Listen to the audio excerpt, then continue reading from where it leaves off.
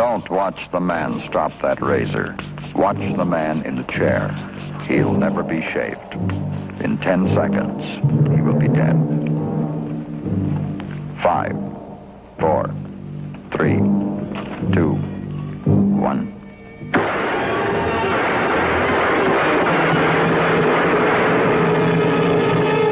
On October 25th, 1957, Albert Anastasia, one of the founding fathers of organized crime, the Lord High Executioner, with 63 murders to his credit, was himself killed in a New York barbershop. He was an easy victim because he violated gangland's cardinal principle of survival. Never turn your back to the door. Who killed Albert Anastasia? Somewhere, someplace, someone knows. Don't watch the man mix that martini. Watch the man on the sofa. He'll never drink it. In 10 seconds, he will be dead.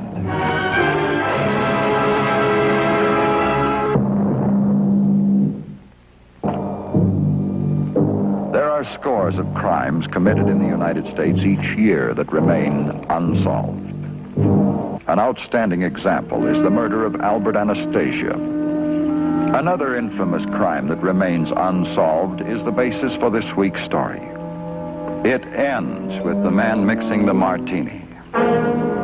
It begins with Martin Heidel, a young man on his way up in the world of crime. 1929, charge, narcotics. Defendant, Heidel, dismissed. New York, 1929, charge, felonious assault. Defendant, Heidel, dismissed. Thank you, Your Honor. I'm getting tired of being picked up every time there's a push on. I've got an idea. Maybe I'll leave.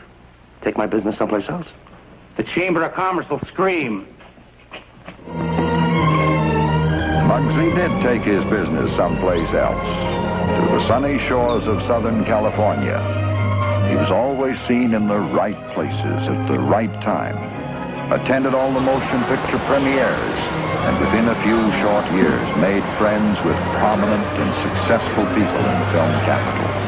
His luxurious showplace was a meeting place for show people. None of them knew that he was the district manager in charge of the Western Division of organized crime. Gloria, let's get the drinks circulating. Say, incidentally, B and I are taking our boat out next week. Now, how about sailing down to Ensenada with us? Oh, we'd love to have you. And Gloria, too. Well, sure, if Gloria's free and would like to. Make a point of it. Well, it's settled then. Thank you. Martini? Oh, thanks. You know, this is the way I always dreamed it'd be. You like it? Oh, I love it. I love you more. You are the nicest thing that's happened to me since I came out here. Let's always keep it that way. Promise?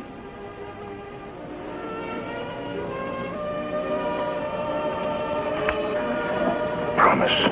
You two joining us? Yeah, sure.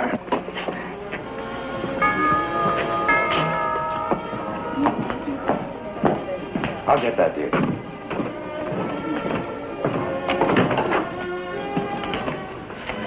Good evening, Mr. Heidel. Oh, what do you want, Sergeant? A few answers to a few questions. Well, look, I have a guest tonight. Can't it wait? No. Well, we can talk in my den if it's all right with you. Just so we can talk.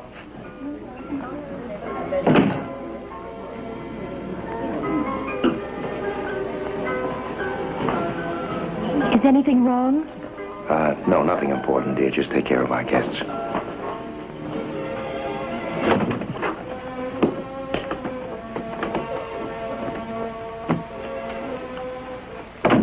All right, what is it, Sergeant? Don't you read the papers? Racetrack, wire service murder. Well, what's that got to do with me? Maybe you can tell us. You knew Iggy Dorr. Never heard of him. He ran one of the small wire services. Somebody's been moving in on them. So? So it started just about the time you came out here from New York. Well, Well, does that make me kill Iggy Dore? Maybe. Unless you can prove where you were tonight. Well, I have 5 witnesses right out here. I can count and I can check. Now, just a minute. I'll do it myself.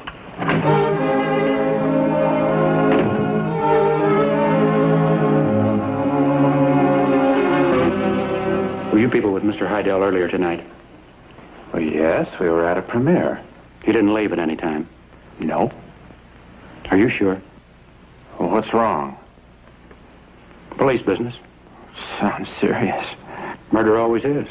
Murder? But Mr. Heidel is a friend of mine. Are you implying His that... good friends call him Mugsy.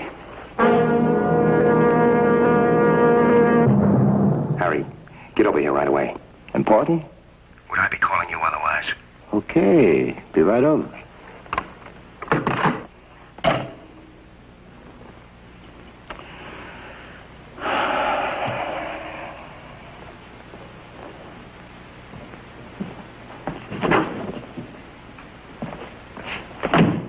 Oh, where is everybody? They've left. Seems you've lost all your friends. And you? You've lost me, too. I just stayed to say goodbye. That was nice of you. Well, why didn't you tell me what you were? I'm sure Sergeant Croft filled you in. Well, he didn't, but he didn't need to. Wait. You had to lie to me. You had to pretend. All right, go ahead, run. You and the rest of your fine big shot friends. Show business, I'll show them all. What's the matter with her? She looks mad. Yeah. So am I. Come on, what's on your mind?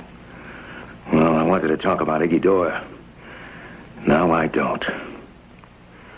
You know, Harry, there's a bunch of phonies out here. Yeah. Remember the Moroccan? That club I always wanted to build. Now I'm going to do it. I'm going to build the biggest, swankiest, lushest hotel in the country. Right across the state line. Gambling is wide open and legitimate. And I'm going to put on shows that are going to make Ziegfeld look sick. Show business. I'll show them all. Yeah, but that's going to take real dough. Maybe millions. Then I'll get millions.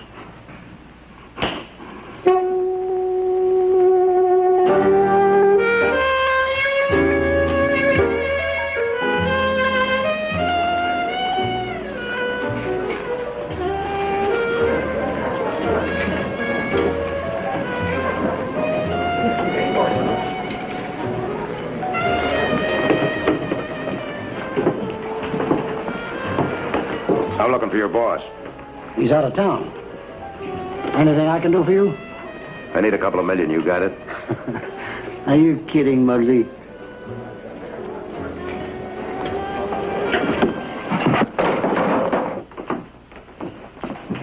Now, only my friends call me Mugsy.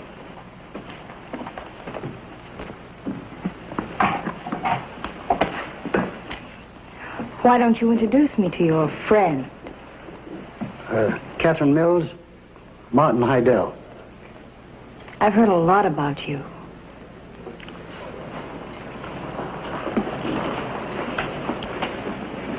I'm willing to hear a lot about you. I'll give you the story of my life.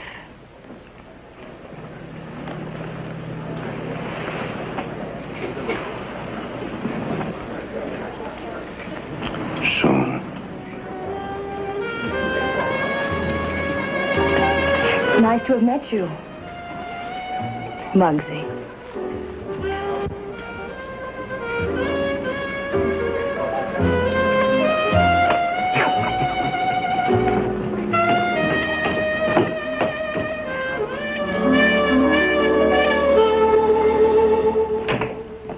Oh, the kind of money I want has got to come from New York.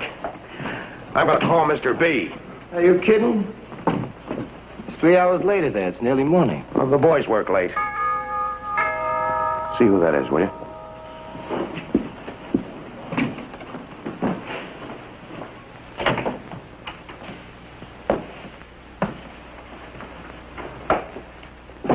Hey, look what you got. I've come with my story. Remember, you said soon. Fix the lady a drink, Harry. I'll be right back.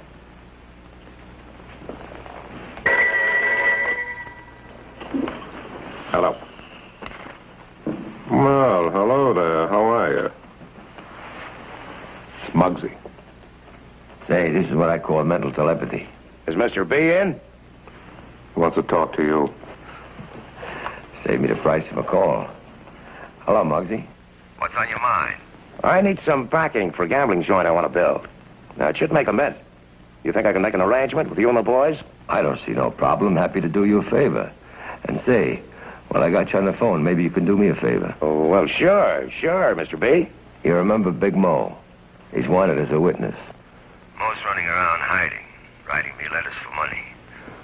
Or else he says he's going to sing. I don't recall owing that canary any money. Where is he? I understand he's out in California somewhere. And I'd appreciate it if you kind of ask him not to write no more. Tell him Mr. B don't like letters. Tell him Mr. B likes canaries even less. I'll tell him. Need any faces? I could use a couple of strange ones. You got 'em. Strange faces are not readily identified by the local police. So Pine Tree Knox and another torpedo from Mr. B's organization were sent to help Muggsy convince Big Mo to stop writing and breathing. Now, Big Mo is holed up here. Now, the word is that he's sneaking out for Thanksgiving dinner about 9 o'clock.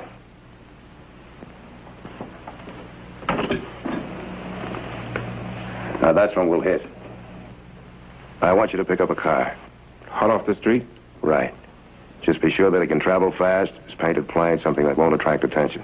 Yeah, I've been there before.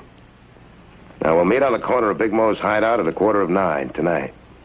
And we'll get him before he gets to the gobbler, huh? Right. And what happens to our Thanksgiving dinner? We'll have it, sweetie. Right after the turkey shoot. Only this time, the turkey is a canary.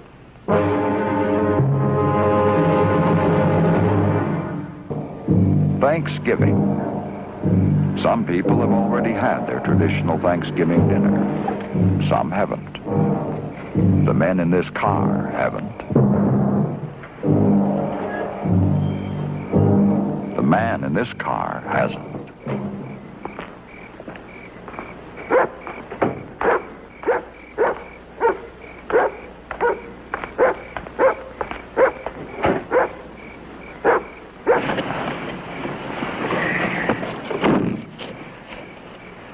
Now, you take the car that I drove. It's clean and legit. If we pick up a tail or the cops chase us, crash them. Make it look like an accident. Now, after the job, both of you hop a plane, get out of town, get lost.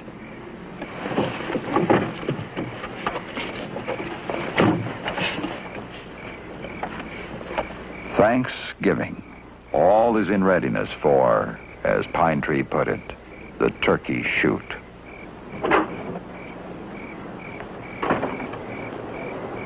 There's Big Mo. Right on time.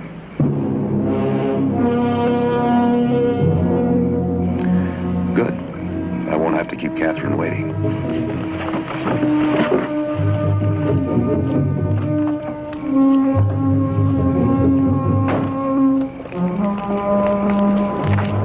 Hey, Mo.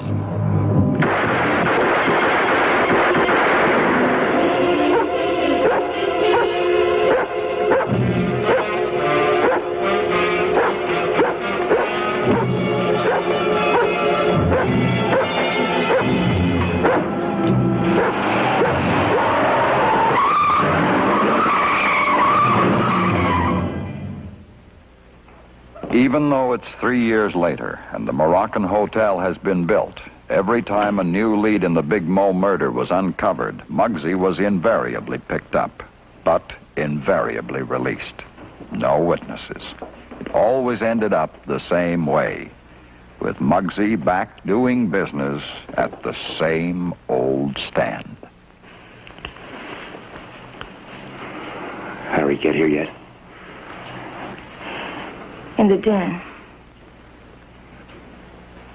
Oh, I missed you, sweetie. I missed you, too.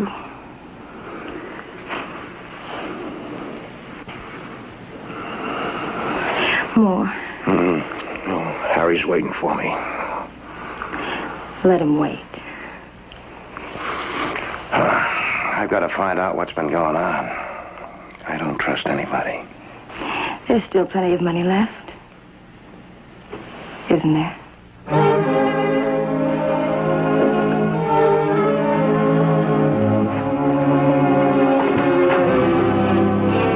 Hey, boss. Hi, how are you, huh? All right, Harry, how are you? You look pale. Oh, I feel fine, fine. Anything new? Same old story. How are things? Good. Good. We got a nice piece of all the wire services on the West Coast.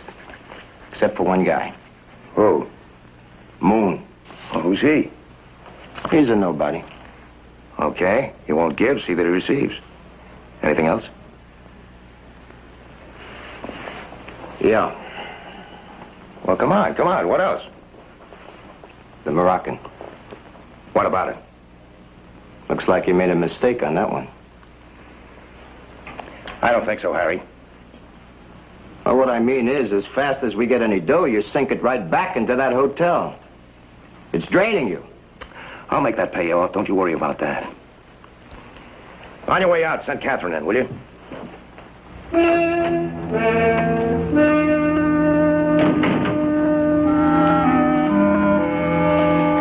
Heard from Bugsy lately? Not a whisper. He always keeps mum when he's worried most. Think he's worried about that hotel of his? So am I. If he doesn't get some money up, the boys are going to be annoyed at Bugsy. They just might be annoyed at us, too.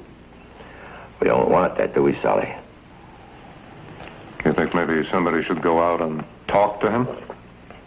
You're a convincing talker.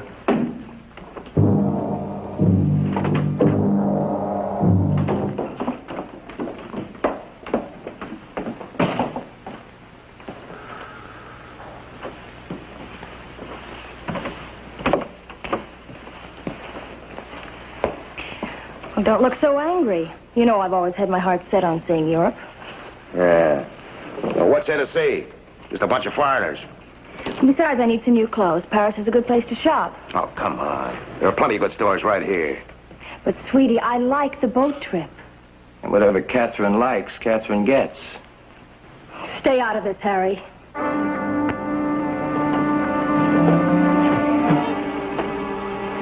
Anyway, I need a vacation. I can't stand watching you mope all the time. I'm not moping, but I got a right to worry. When are you going to be back? When you stop worrying.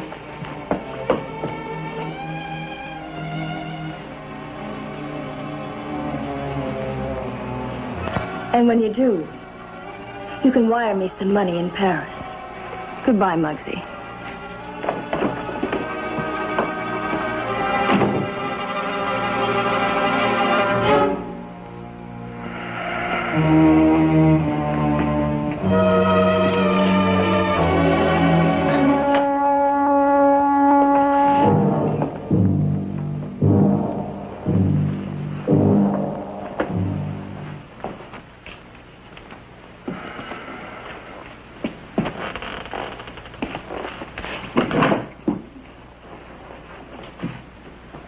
Solly! Hey! How'd you get here? Pretty garden you got. Oh, it's a great layout, isn't it? Hey, why didn't you let me know you were coming? I just thought I'd drop in. Oh, too bad you just missed Catherine. Yeah, I know. How are things in New York? Come on, take a seat, Sally. Sit down. So-so. Is this a pleasure trip? Not exactly.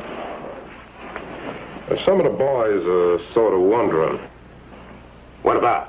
about that $3 million they invested in a Moroccan hotel. Well, I'm good for it. What's a few lousy bucks between friends? Well, that's one way to look at it. Then there's another. What other? It's a long time, and we still haven't seen no dough yet, Bugsy. Oh, you will. Come on, let's have a drink. When we're through talking. We're through. Look, business at the Moroccan is a little slow, but it'll pick up. The boys will get the dough, and then everybody will be happy. Because everybody'd be happier if they had a little something more tangible. Know what I mean? No. What do you mean? Your end of the wire services. Those I keep. You understand? No hard feelings. But I thought you wanted everybody to be happy. No dice. That's the way you want it?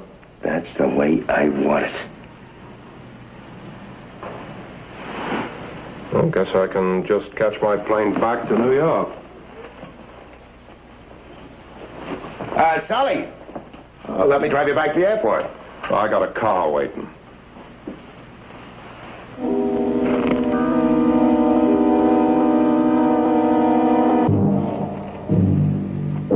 See ya.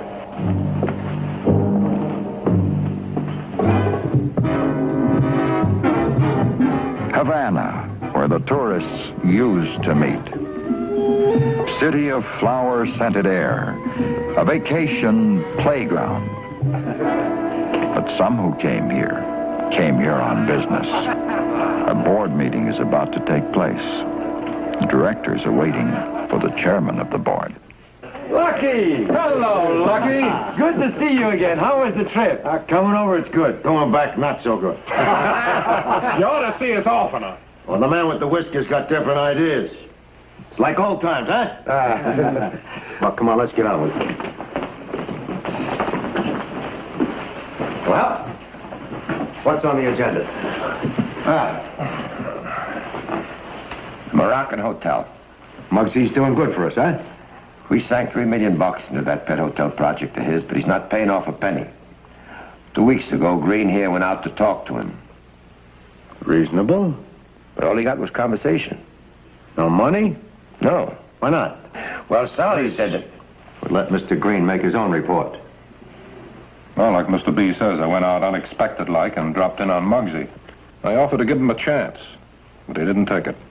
What'd he say? He says he'll pay back the loan. He doesn't want us to worry.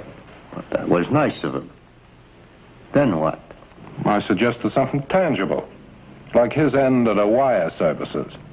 He backed right off. Here's the way we see it. Please, Mr. Baroni, Mr. Green still has the floor. Continue. Mugsy's a liability to the extent of $3 million in the Moroccan Hotel. He can be an asset. His piece of the wire services will more than cover our losses.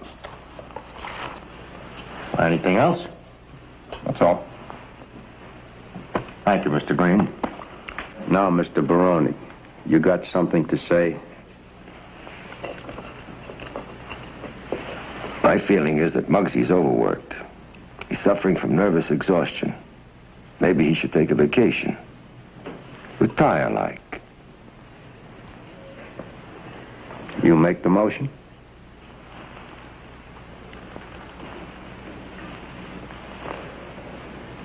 I make it. It is moved that Bugsy Heidel be retired. Anybody second? I second it. We now put it to the vote.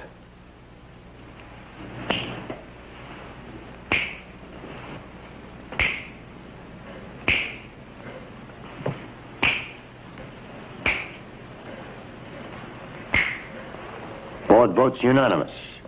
Bugsy Heidel is retired. Don't watch the man mix that martini.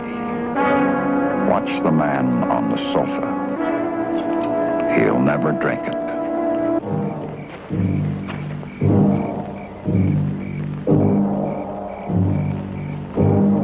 In 10 seconds, he will be dead.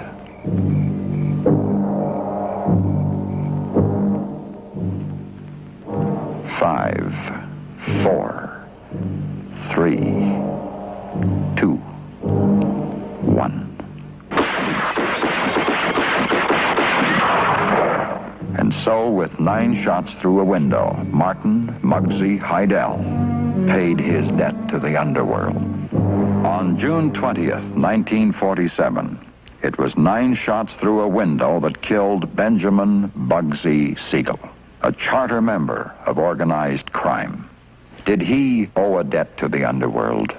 Were the events you just saw, the events that led up to the murder of Bugsy Siegel? Who killed Bugsy Siegel? Somewhere, someplace, someone knows. The bullet holes become history, as does the murder of Bugsy Siegel. As long as it remains unsolved, the police files on it remain open. As long as it remains unsolved, it must be construed as a victory of crime against the people. But that victory can be turned into defeat. Who killed Bugsy Siegel? Somewhere, someplace, someone knows.